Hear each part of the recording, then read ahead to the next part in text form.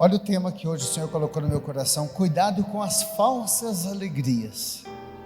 Todos nós temos um desejo de vivermos uma vida satisfatória, de sermos alegres.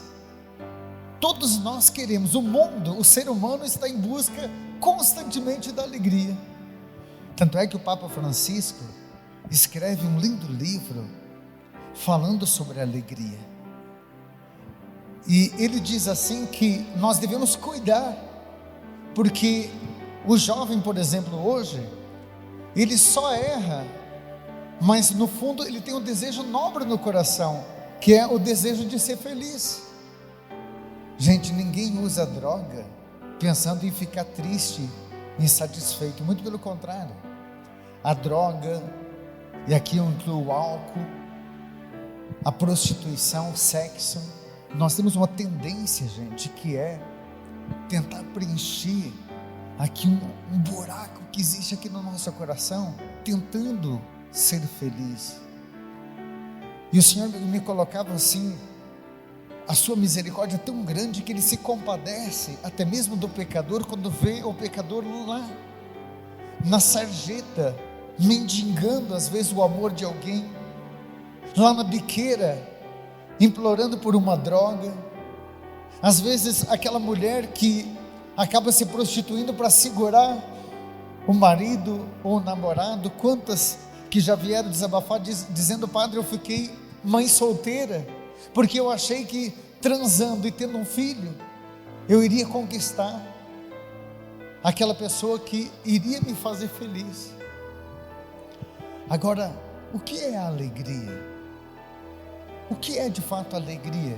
A Bíblia nos conta o que é alegria. A Bíblia diz assim que a alegria é fruto do Espírito Santo. Olha o que diz aqui a palavra: o fruto do Espírito é a alegria. Quando em Gálatas há um elencado de pecados da carne, se coloca também os frutos do Espírito Santo. E um dos frutos do Espírito está aqui, a alegria, Gálatas 5:22. Um dos frutos do Espírito é a alegria. Sabe que para a teologia, a alegria ela é espiritual. A alegria ela não é material. A alegria não é um sentimento psicológico. Veja que para muitas pessoas ainda a alegria está no dinheiro. Ah, se eu fosse rico como fulano ou como a fulano, né? Se eu tivesse o corpo da ciclana, porque muitos pensam que a alegria está na estética. Ah, eu seria feliz se eu fosse alguém importante que aparecesse no jornal, na TV, no rádio. Porém, gente, você vê pessoas que têm dinheiro, pessoas que têm prazeres extraordinários, pessoas que têm até outros aos seus pés, vida de sexualidade, cada dia troca de parceiro. Pessoas que têm tudo isso estão na depressão, estão tristes. Então, isso vem nos mostrar que de fato a alegria ela é espiritual. A alegria ela é um bem espiritual, porque é fruto do Espírito. Só tem uma saída para nós sermos de fato pessoas felizes: sermos pessoas de Deus, sermos pessoas cheias do Espírito Santo de Deus. Eu não sei o quão você está próximo ou afastado de Deus, mas se você está próximo, eu tenho certeza que existe uma alegria no teu coração, que é uma alegria serena. Porque você pode dizer assim: padre, eu perdi esse ano, eu perdi alguém que eu amava, eu perdi do ponto de vista financeiro. Do ano passado, com essa pandemia, eu só venho perdendo. São perseguições, são tribulações, mas há uma satisfação pessoal aqui dentro de mim, que eu não sei explicar. É porque você está próximo de Deus, filha. Muitas pessoas com a pandemia se afastaram de Deus. O diabo, gente, ele tem uma estratégia quer inventar de tudo para tirar as pessoas de Deus, porque o dia que o diabo tirar o sentido da vida das pessoas, tirar a alegria do coração, tudo isso aqui perde o sentido. Muitas pessoas chegam a pensar, mas para que eu existo? Eu não sei se você já entrou numa crise chamada crise existencial, que você começa a se perguntar, por que eu existo? Uma pessoa que está em crise, ela não acha mais sentido na família, não acha sentido no trabalho, ela não acha mais sentido na igreja, nada para ela tem sentido, porque se a gente se afasta de Deus, a gente perde o sentido da vida.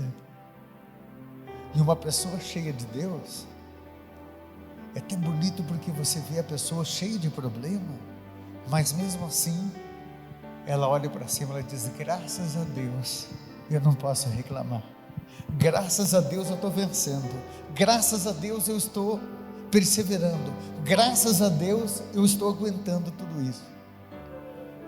É porque o sentido da nossa alegria está no Senhor.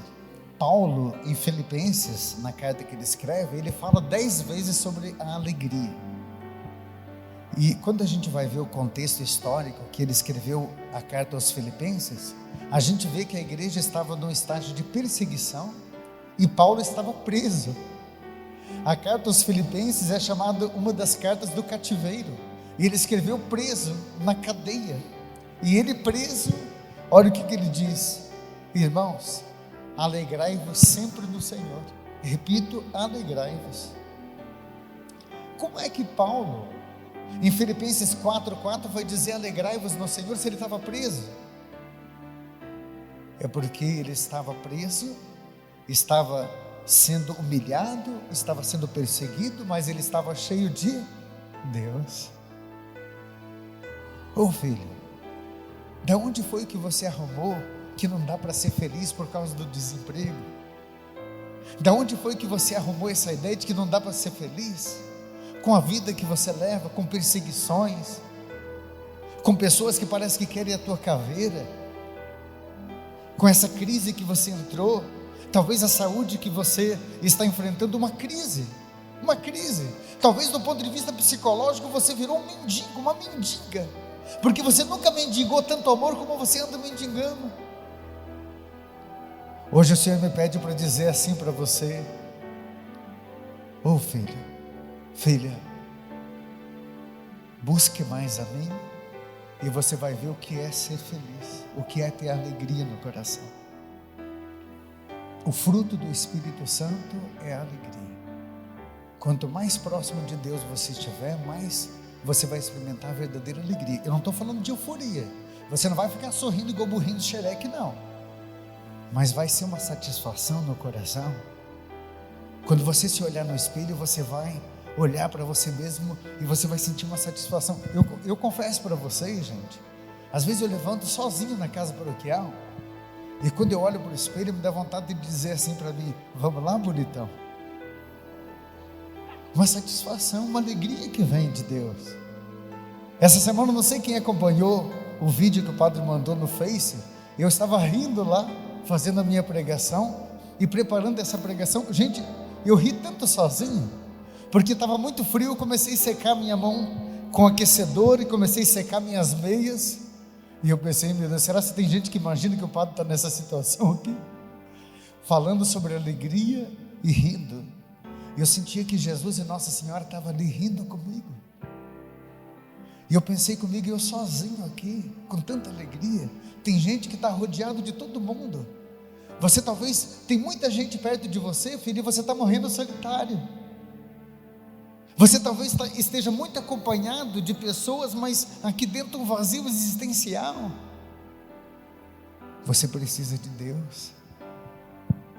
Eu vou encerrando aqui e falando aqui para você de um exemplo de Jó, porque tem muita gente que diz assim: padre, por que tem gente dentro da igreja infeliz? Tem gente que não perde uma missa, mas mesmo assim está infeliz. É porque talvez mudou o foco. Você talvez esteja focando agora nos problemas, não mais em Deus. Está entendendo? A maneira da gente focar a vida vai determinar o nosso ânimo. Se você foca nos problemas, o que você vai enxergar? Problema. Se você foca na desgraça, o que você vai enxergar? Desgraça. Agora comece a focar em Deus para você ver. Jó, diz a palavra no primeiro capítulo do livro de Jó, diz que Deus olhou para Jó, viu que era um homem íntegro e reto, cheio de Deus, e disse para o demônio: olha meu servo Jó, um homem íntegro e reto, ele é temente a mim. Só que o demônio começou a provar Jó e começou a dar um monte de problema para ele. E diz que Jó não tirava os olhos de Deus. Ele sempre dizia: se Deus deu os bens, Ele pode dar os males também. Louvado seja Deus. E Satanás começou a arrochar. Diz a palavra que quando ele tirou os olhos de Deus e começou a olhar para os problemas, ele amaldiçoou até o dia do seu nascimento. Está no capítulo 3. Certa vez Pedro caminhava sobre as águas. Está lembrado dessa ou não? Ele estava caminhando sobre as águas, e ele estava olhando para quem enquanto ele caminhava?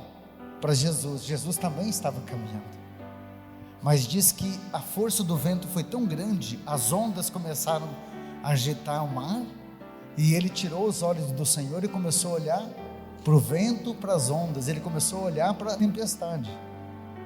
Olha aqui para mim, filho, para de olhar para a tempestade, para de olhar para os problemas, olhe mais para Deus, para você voltar a ter sentido para a vida. Você vai experimentar que é possível sim você voltar a sorrir, mesmo com as contas que você tem para pagar, mesmo com as pessoas que você perdeu, mesmo com a traição que você teve que enfrentar, mesmo com os problemas que eu sei que você tem de saúde, ou problemas espirituais que você enfrenta. Mas você vai sorrir porque você precisa voltar a focar no Senhor. Talvez quando você era mais de Deus, mais focado em Deus, os teus problemas eram desse tamanho. Era ou não era? Quando você era mais de Deus, os teus problemas se tornaram desse tamanho. Na medida que você começou a rezar menos e se afastar de Deus, os problemas começaram a crescer.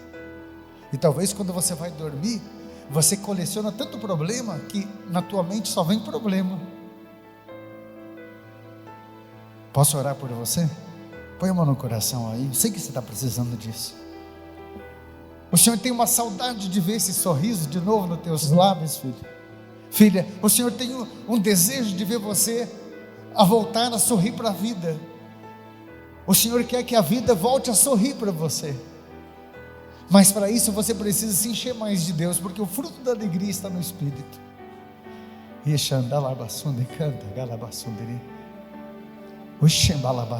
Senhor, todos aqueles que necessitam dessa mensagem, eu peço para que essa mensagem possa sacudir, essa mensagem possa trazer esse filho de volta e possa devolver o sentido para a vida, Pai.